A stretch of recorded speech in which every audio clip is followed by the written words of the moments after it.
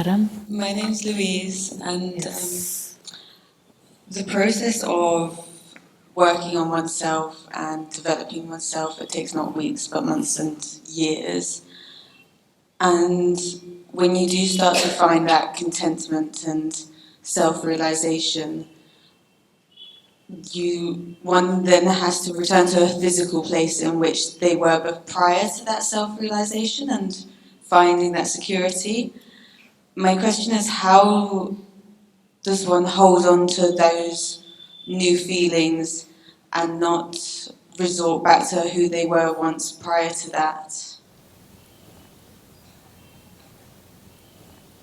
The process of self-realization, as is spoken about over here, is actually a process of firstly accepting that there is a soul, or at least acknowledging it as a possibility.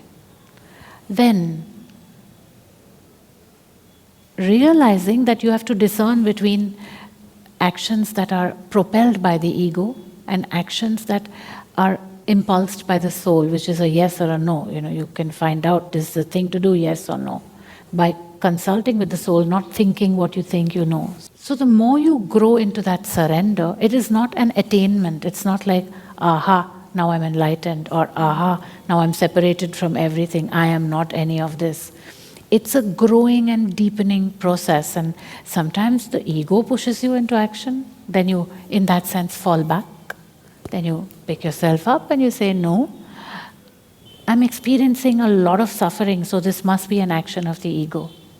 Let me go back, let me tune in, and then again you move from that, and then there is joy that appears, so you know, aha, this is indeed arising from the truth. So it is a process of deepening that engagement and that connect with the truth. Mm-hmm.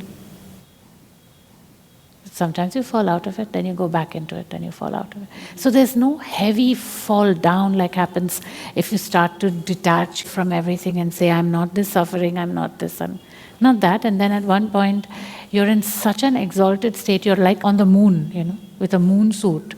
And then suddenly, the capsule has to crash because of this reason or another. There's no fuel, or there's no whatever those reasons could be. And then suddenly you're back here and you have to deal with this in a much, much more demanding way than if you're already in a thisness state of discernment. So it's not about, oh, how do I hold on to this state? It is rather, how do I deepen into this? Okay, I'm here. I haven't fallen from anywhere. 2 actions arose from the ego. There was a bit of suffering. All right, let me just tune in again and move with the truth again. It's a doable, very much here thing. It's not like you're somewhere and then suddenly you fall. It's more like, okay, let me just move into truth again. So it's about discerning what comes natural and instinctive, and seeing where your thoughts and actions are pushed through from the ego. Yes, and I wouldn't call it what is natural and instinctive, because what we very often think is natural is actually the ego covering itself up, like primal. Yeah, primal can often be primal ego. Mm-hmm. You know what I mean? Yeah. So it may appear to be very primal and very actually natural to the system, but to what is it natural? Is it natural to the truth? Or is it natural to the ego? Mm-hmm. That is where we have to be discerning, and we use the viveka buddhi, the intelligence of discernment. Mm-hmm. We are here and we are quiet and we are surrendered and we are saying, okay. And sometimes, you're not strong enough to follow the truth. Okay, you move on, you do it the next time. There's no guilt. I'll go to hell now and fry there in hot oil or whatever. Whatever they do to whichever hell you are connected to. The great thing is there is no hell. Yeah. The hell is just that suffering that comes when you go with the ego. And what is that ego? Where does this ego come from? It's not that you were born with it. It is society that has imposed its conditioning and slapped it on you as you grew up, so that you bend to society's will, that you're subjugated and oppressed and suppressed by that will of society, behind which is what? It is just greedy capital trying to multiply itself and create desires. So a person who grew up in the Amazon will perforce have less ego than one who grew up in London, because they are exposed to that much more of all that greed.